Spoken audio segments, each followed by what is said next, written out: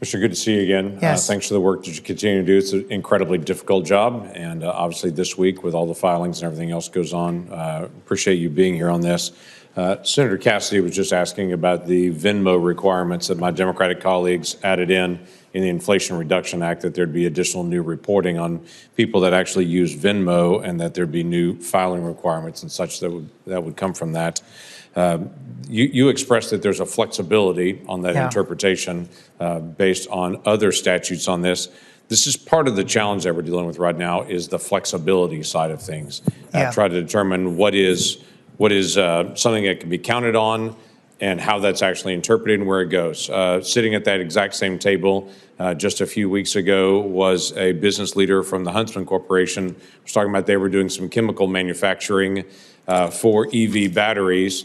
But the tax credit piece, the 30D clean vehicle credit, the foreign entity of concern restriction that was out there dealing with that was waived for China by Treasury and by IRS, so that that company that was an American company no longer was competitive, because the Chinese company was now competitive, even though the statute itself says that that's not allowed. There was a waiver that was given to a Chinese company that directly undercut an American company on that. So the predictability of this becomes a big issue. Where I'm headed on this is, this administration took out the what's called the OIRA review for the IRS for new regulations. Obviously, previous administration had an additional review. This administration took that out. My question is, why is it a bad thing for the IRS to be able to have OIRA review for regulations they're putting in, when you've expressed the flexibility that you have to be able to do that, but every other entity needs to have OIRA review to be able to have some kind of review under the Administrative Procedures Act?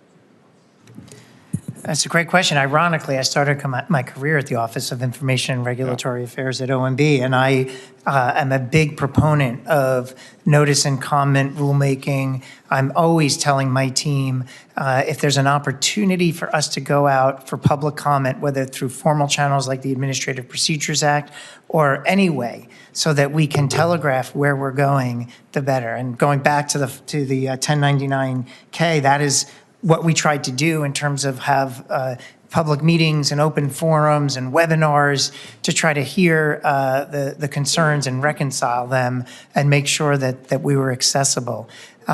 Look, I know that we continue to do notice and comment rulemaking.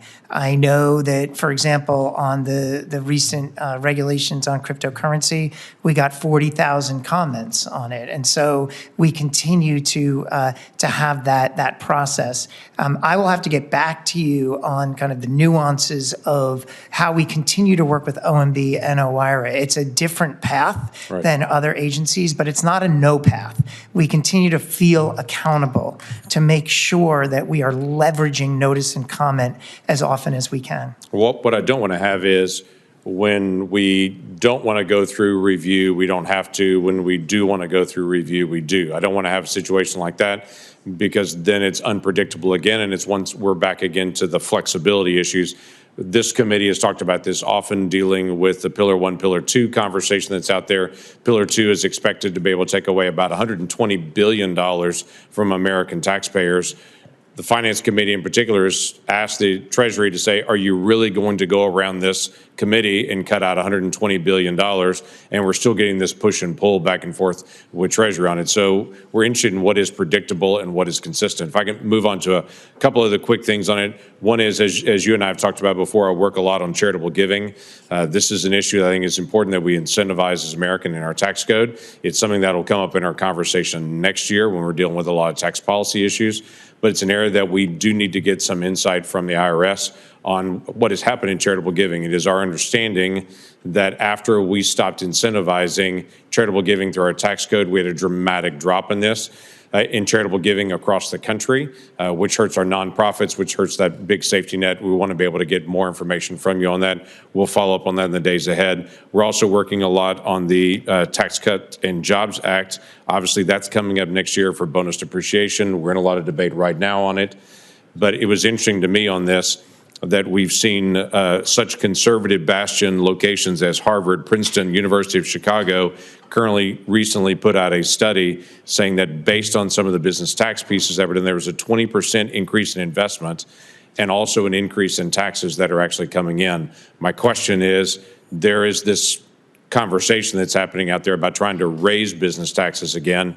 Based on this study that I'm sure you've seen and others that are out there, are we continuing to see more investment in business now than what we saw years ago? Senator, that is a question that I need to get back to you on in particular because it's more in the domain of Treasury and tax policy, and I don't want to get out in front of them, but I will coordinate with my Treasury colleagues and get back to you on the answer to that question. Thank you.